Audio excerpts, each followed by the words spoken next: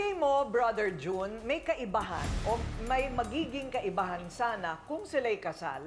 Kasi Oo. marami din namang mga kasal na nag-aaway. Marami rin. Hindi naman kasi garantiya ang kasal sa mabuting pagsasama. In fact, maski hindi kayo kasal, kung may respeto kayo sa isa't isa, magtatagal yan. Ang problema rito, Ate Coring, si Donna, nirereklamo niya, produkto siya ng broken family. Kaya ayaw niyang masira yung kanyang pamilya. Unawain natin yun. Pero Donna, kambing ka. Ikaw ang sumisira sa pamilya mo. Kuneho ka. Si Jonelle, Ate Coring, tingin ko may dapat konsultahin niya si doktora. Parang may nakikita akong mahinang, Anger management?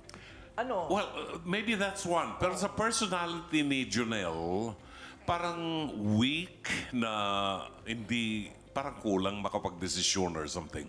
Now, Uy, pero nang bubugbog hindi siya weak. iba naman yun. iba naman yun. Iba naman yun. Physically weak or something. Alam mo, Donna at saka Jonelle, hindi umiikot ang magandang relasyon ng mag-asawa. Gamitin na natin yung word ng mag-asawa, although hindi kayo kasal. Hindi umiikot yan sa pera lang. Mahalaga ang pera sa inyong pagsasama. Pero pag nagkakaunawaan kayo at alam nyo kung paano magbigay ng solusyon sa problema, lalago ang inyong pagsasama. Donna, hindi kailanman katwiran na hindi ka nabibigyan ng pera ng asawa mo kaya ka kumukuha ng AFAM. Paliwanag mo sa akin yung makukumbinsi mo ko, umuwi ka sa probinsya, nagkabalikan kayo ng boyfriend mo. May karelasyon ka rito, may 2 anak ka Paano mo mapapaliwanag sa akin yun? Ang nakikita natin dito, alam nyo, yung commitment. Wala ang commitment. Nagtataka ako sa inyong dalawa. Ba't nagsasama pa kayo? Pag-isipan nyo. Kung akong tatanungin nyo, huwag na kayo magsama. Kawawa mga bata sa inyo. Ako, yung mga bata, 2 years old at 6 years old. Babae pa. Oo, mga babae pa. Tapos nakikita nila yan, nabubugbog. Kasi yung anak mo, nakikita yan, magpapabugbog din yan balang araw. Kasi nakikita niya. Kaya bawal talaga ang violence sa bahay. Lalo na kung may mga bata. Tama? Di ba? Ganun yun. Okay, Attorney Lorna.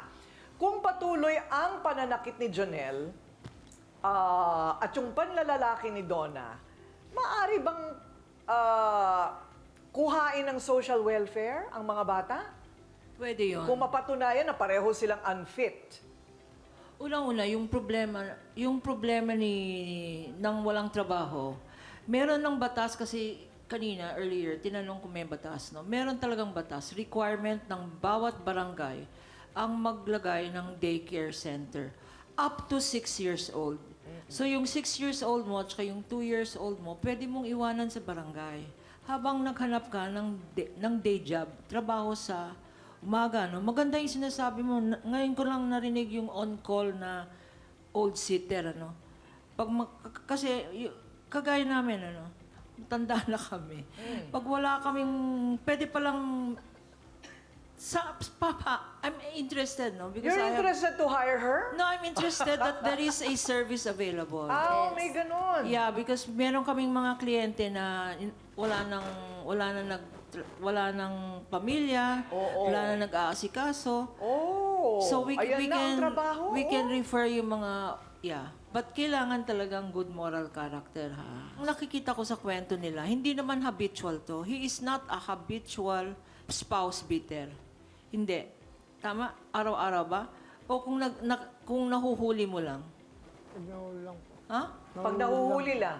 Pag nahuhuli, that means pwede kang mag-reform. Palitan mo yung Kung walang cause kung hindi mo siya bibigyan ng problema, hindi ka bubugbugin. So, ang solution dito, mag-usap kayo para sa 6-year-old nyo at sa 2-year-old nyo. Kasi parang kapwa naman nila, mahal pa rin ang isa't isa. At ayaw nga nilang, gustong nila buo ang pamilya nila. Correct. Di ba? But it should start with them reforming themselves. At huling panawagan, ano yung barangay nyo? Ina-announce natin dito na kailangan yung mayor nila, isumbong natin yung barangay na yan, bakit walang daycare center?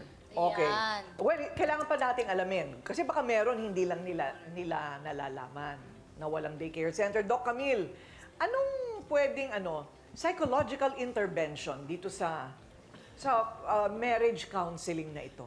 Siguro unang-una nga po yung tinatawag nating couples counseling. Pero talagang kung gusto nyo kung talagang gusto nyo magkaayos kayo, dapat sabihin na natin na mutual, consistent, at the same time, pwede nating sabihin na sustained yung commitment nyo para magbago. Kasi kung hindi talaga kayo magkakaroon ng commitment para maging maayos at magbago, definitely useless po yung magiging couples therapy. Pangalawa, ang hirap dito kasi hindi ko rin alam, Donna, kasi baka pag nagsi-cellphone ka at kinakausap mo yung AFAM, nakikita ng mga bata yun.